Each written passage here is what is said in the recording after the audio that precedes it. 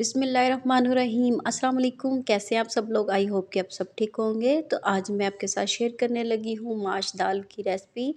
तो उसके लिए 1 पाव मैंने माश दाल ली है और इसको मैंने भिगो के 2 से 3 घंटों के लिए रख दिया था। गर्म पानी में भिगोनी है, ठंडे में नहीं, ठीक है? सख्त हो जाएगी। तो फिर उसके बाद जी इसको मैंने गर्म करके वो इसमें डाला है। 3 कप मैंने गर्म पानी डाला है और 1 कप दाल होगी, ठीक है?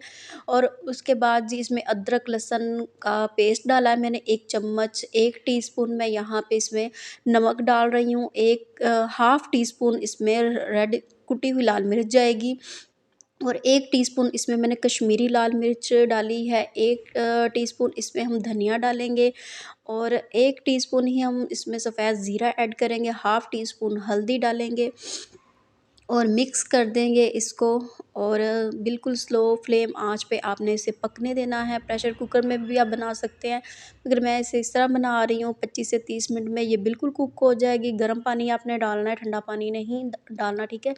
20 से 25 मिनट के बाद मैंने इसका ढकना उठाया और देखते भी रहना, ये नहीं है कि इसको छोड़ देना है आपने। उसके बाद जी एक मीडियम साइज़ का प्याज लेना है, तड़का लगाएंगे इसको। हस्बे ज़रूरत आपने कुकिंग ऑयल लेना है, कुकिंग ऑयल, घी, मक्खन जो भी आपको पसंद है तड़का लगाने के लिए। उसके बाद 1 चम्मच इसमें मैंने ज़ीरा डाला है और 5 से 6 इसमें मैंने साबुत लाल मिर्चें डाली हैं। ये बहुत खूबसूरत लगती हैं और खाने में भी बहुत अच्छी लगती है।